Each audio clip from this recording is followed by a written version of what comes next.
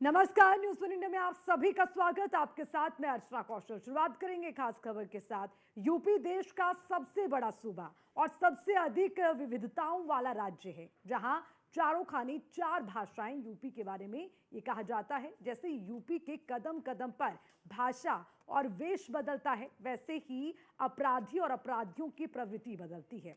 UP, जिसका नाम सुनते ही पहले लोग जब वहां पर पहुंच जाते थे तो यूपी की पहचान देश के ग्रोथ इंजन के रूप में नहीं, बल्कि माफियाओं और अपराधियों के गढ़ के रूप में हुआ करती थी।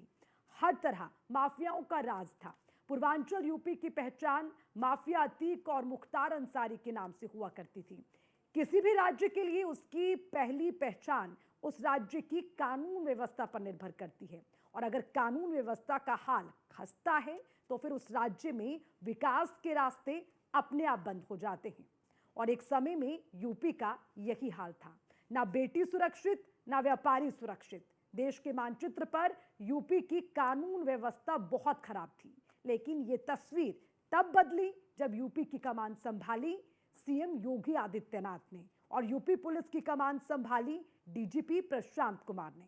प्रशांत कुमार जो यूपी के कार्यवाहक डीजीपी हैं, उन्होंने कैसे अपनी कर्मठता और बुलंद हौसलों से यूपी की तस्वीर कानून व्यवस्था के मामले में बदली, कैसे प्रशांत ने यूपी को शांत किया, देखिए हमारी इस रिपोर्ट में।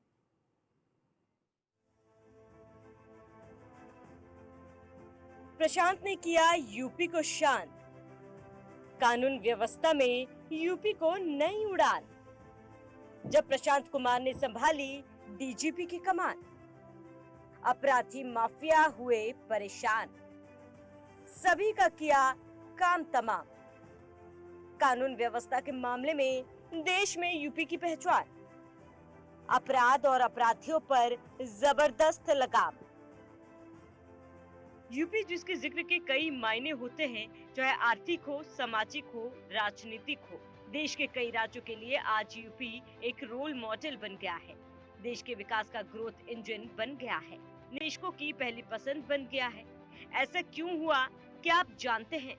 ऐसा संभव हो पाया है यूपी की बेहतर कानून व्यवस्था के कारण। जो यूपी कभी डर का पर्याय था, आज वो विकास के पथ पर अग्रसर है। क्योंकि विकास के लिए सुरक्षित माहौल चाहिए, और यूपी को सुरक्षित किया है यूपी के वर्तमान डीजीपी प्रशांत कुमार ने। डीजीपी प्रशांत की गिनती तेज तर्रार आईपीएस अधिकारी के रूप में होती है। यूपी में अपराधियों की कमर तोड़ती, कानून का ऐसा खौफ पैदा कर दिया कि अपराधियों को तोते लाल हो जाते हैं। आइए जानते हैं प्रशांत कुमार के बारे में। 16 मई 1965 को बिहार के सिवान में जन्मे। 1990 बैच के आईपीएस अधिकारी है प्रशांत कुमार।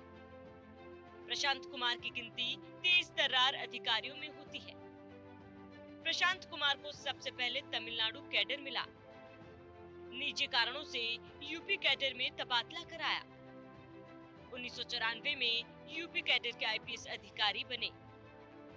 31 जनवरी 2023 को संभाला डीजीपी का पद। Prashant Kumar ADG law and order रहे। फिर डीजी के पद पर प्रमोशन मिला। 300 से ज्यादा एनकाउंटर किए। पढ़ाई में भी हमेशा अव्वल रहे। प्रशांत कुमार के 3 मास्टर की डिग्रियां हैं। अपलोड जूलॉजी में एमएससी, डिफेंस मैनेजमेंट में MBA, defence and strategic studies में एमफिल। सीएम योगी आदित्यनाथ आज हर मंच से यूपी की बेहतर हुई कानून व्यवस्था को उदाहरण के तौर पर पेश करते हैं। आज निवेशकों को सुरक्षित माहौल मिल रहा है, क्योंकि आज कारोबारी बिना डर कैश लेकर यूपी की सड़कों पर आधी रात को भी निकल सकते हैं। महिलाएं आधी रात को आइसक्रीम खाने बिना किसी खौफ के निकल सकती हैं। रात को काम करके अकेली घर वापस आ सकती हैं। इसका श्रेय जाता है यूपी के डीजीपी प्रशांत कुमार को, जिन्होंने यूपी पुलिस को सशक्त बनाया। अपराधियों की हवा कैसे निकाली जाती है, ये प्रशांत कुमार से सीखना चाहिए। अब अपराधियों का स्वागत फूल मालाओं से नहीं, बल्कि पुलिस की लाठियों से किया जाता है। पहले जानिए कि आखिर अपराधियों को धूल चटाने के लिए यूपी सरकार ने प्रशांत कुमार को ही क्यों चुना। योगी आदित्यनाथ के सबसे भरोसेमंद। सीएम योगी की पहली पसंद प्रशांत कुमार। जीरो टॉलरेंस की नीति को अमली जमा पहनने में अहम भूमिका। प्रशांत कुमार के नाम से बड़े बड़े अपराधियों के पसीने छूट जाते हैं। लोगों के बीच सिंघम के नाम से मशहूर हैं प्रशांत कुमार। 16 अफसरों को किया था सुपरसीड। इसमें कोई संदेह नहीं है कि पिछले 7 सालों 8 सालों के दौरान उत्तर प्रदेश की कानून व्यवस्था में आमूलचूल परिवर्तन आया है।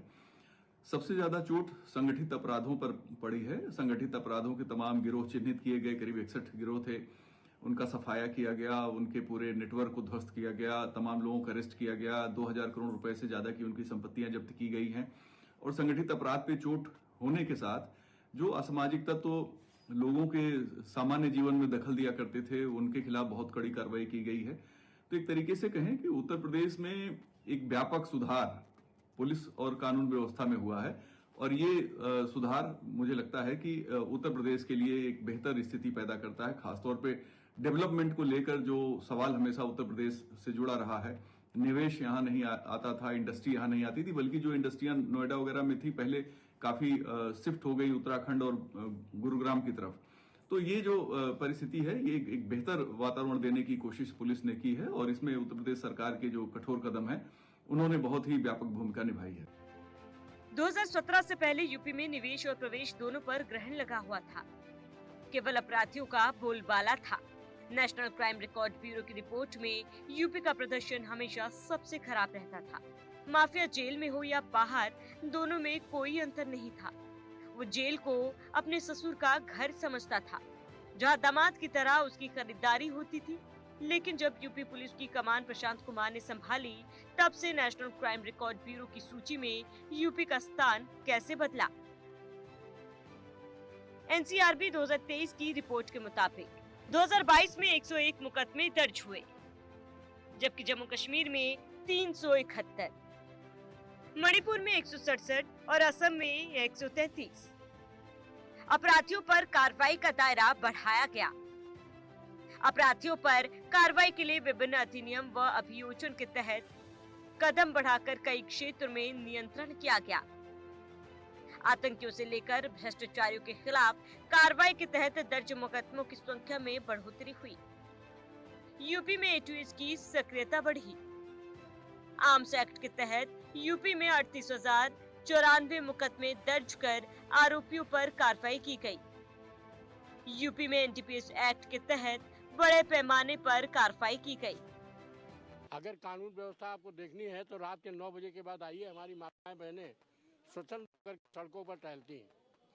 पहले क्या था कि हर क्षेत्र का नाम गुंडे माफियाओं के नाम से जोड़ा जाता था। अगर आप डालीगंज गए तो किसी अमुक माफिया के नाम से, चारबाग आए तो किसी अमुक माफिया के नाम से इलाके की पहचान होती थी। आज ये सारे माफिया हो गए 1-3, कहीं इनका आता पता नहीं है। कानून व्यवस्था सुधर रही है। माफियाओं में इस बात का भय है कि अगर उन्होंने कोई अपराध किया तो आने वाले कुछ दिनों के अंदर उनका उसका अंजाम भुगतना पड़ेगा और लेने के देने पड़ जाएंगे। संपत्ति का जो वितरण है वो सरकारी स्वास्थ्य के लिए, उसकी सुरक्षा के लिए और गरीबों के लिए करना है। इस वजह से हम ये देख रहे हैं कि जब से सरकार हमारी ये उत्तर प्रदेश में योगी आदित्यनाथ जी ने अपना व्यवस्था को लेकर क्या मानना है? सब उत्तर प्रदेश भाग गए छोड़ के। जो बचे थे वो जेल में हैं आज के टाइम में। महिलाएं अब सुरक्षित है, पूरे सुरक्षित महिला। बहुत अच्छा कानून व्यवस्था है उत्तर प्रदेश में, और इस साल का जो कार्यकाल है योगी जी का, वो तो बहुत ही अच्छा है। बहुत बढ़िया काम कर रहे हैं और हर क्षेत्र में उनका योगदान बहुत अच्छा है। और मुझे लगता है कि इनको अभी और 10 साल यूपी में रहना चाहिए। उन्होंने बहुत अच्छा हमारे यूपी को जो है कानून व्यवस्था के लिए बहुत अच्छा। माफिया भाग गए तो जेल। नहीं, माफिया तो जब तक सरकार साथ नहीं देगी माफिया कुछ नहीं कर सकते हैं। किसी भी सरकार में, चाहे पिछला या जो आने वाला हो, उसको जब तक बड़े जो माफिया वो कोई नहीं था, उसमें गवर्नमेंट थी। उसमें गवर्नमेंट थी, अतीक बदमाश नहीं थे। गवर्नमेंट बता रही थी तो वो बदमाशी कर रहे थे। अगर गवर्नमेंट साथ न दे तो कोई बदमाशी कर पाएगा। एक शुक्ला जी थे बहुत पहले, जैसे गवर्नमेंट से पंगा लिए मार दिए गए। तो ऐसा कुछ नहीं है, कोई भी बदमाश नहीं है। जब तक गवर्नमेंट नहीं साथ देगी कोई बदमाशी कर नहीं सकता है। तो योगी जी का योगदान बहुत है यूपी में, तो बहुत अच्छा काम किए हैं। और कानून और इन्वेस्टमेंट के पर्पज से भी बहुत ज़्यादा सपोर्ट भारत के यूपी के लिए है, जो बाहर के लोग आ भी रहे हैं और जो नए बच्चों को बैंक से पैसा मिल रहा है, बिजनेस करने के लिए पैसा मिल रहा है ईजी तरीके से।